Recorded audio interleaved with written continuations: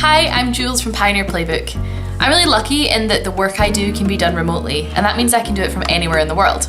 People are always saying to me, I wish I could do that as well, and the truth is that they can. So I thought I could tell you some of the ways that you could also set yourself up so that you can work remotely and travel the world. Obviously, being able to travel and work at the same time is an absolute dream come true, but you need to think first of all if this is really the lifestyle that's for you. There are a ton of pros, but there are also some cons, so I'm going to go through some of those first.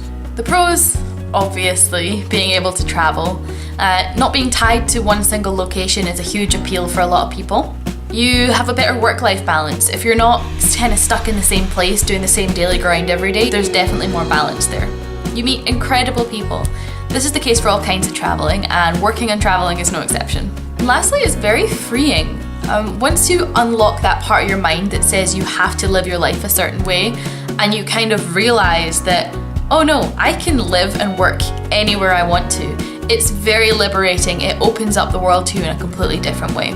But obviously there are a bunch of cons as well. First of all, you're not gonna have a steady, solid income to rely upon like you would in a normal job back home. It can get lonely sometimes as well. Like I said before, you're meeting people constantly, but because you might be on the move, you don't really form as many deep connections, and that can kind of get to you sometimes. Some people struggle with the fact that it is very much a lifestyle, it's not a holiday, so you can't act like you're on vacation, and you really have to have the self-discipline to make sure that you work when you need to. So if you've listened to that and you're still thinking, I'm ready, let's go, how do you get started? So there are two main routes to go down. There's the freelance route and the entrepreneurial route. Both good for different reasons. The freelance route is less risky, it's more predictable. It's usually easier work, there's less work involved for more money maybe initially. And it's less of a commitment. You can kind of pick and choose jobs as you go, decide what you do and don't want to do. The entrepreneurial route, you are building something that lasts. You know, it's your baby, you're investing your time, and every little thing that you do is going towards creating something. It allows the possibility of passive income. So while the freelance work is very much you're being paid per hour of work that you do, the entrepreneurial route, if you build something and set something up, you could be making money while you're out surfing. You can choose your own hours, which is obviously a huge appeal. But you may not earn as much money right off the bat. It might take a while to get to a place where you're earning enough to keep you going. I often think about the freelance route and the entrepreneurial route is like the difference between renting and getting a mortgage. In both cases you have a home, but renting is easier and it's less risky, but your money is going down the drain every month. Whereas getting a mortgage, it's more of an investment. It's harder to set up, the stakes are higher, but every single month when you pay your mortgage, you are paying towards something. You are putting money towards your home and you're building up to something. I've done both routes and they're both good for different reasons. I think it depends what stage you're at in your life, which one is going to work for you. You could also do a bit of both. Maybe you want to start your own business, but you do some freelance work to keep the money coming in while that gets going. In any case, they're both good options to be able to work remotely and travel. So if you want to do the freelance route, what kind of work can you do? In this day and age, there's so much work that you can do just by having a computer and an internet connection. Think about what your skills are. There's bound to be someone or some company out there that needs your specific skill set. There are obvious ones like graphic design, digital marketing, photography, but even if you don't have a traditional freelance skill set, there's going to be someone that needs what you can do. Maybe you're good at writing and you could find some copywriting work. Or maybe you're really good with people. There's a ton of remote customer service roles. Maybe you're really good with efficiency and organization.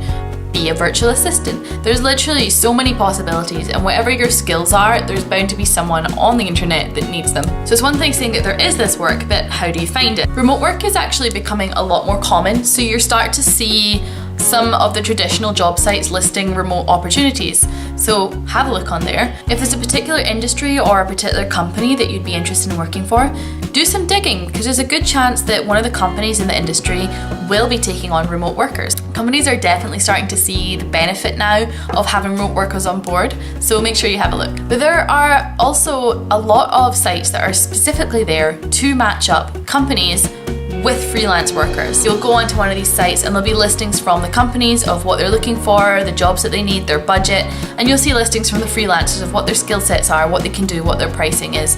And you can kind of apply and match with these companies, and the website will take a small fee.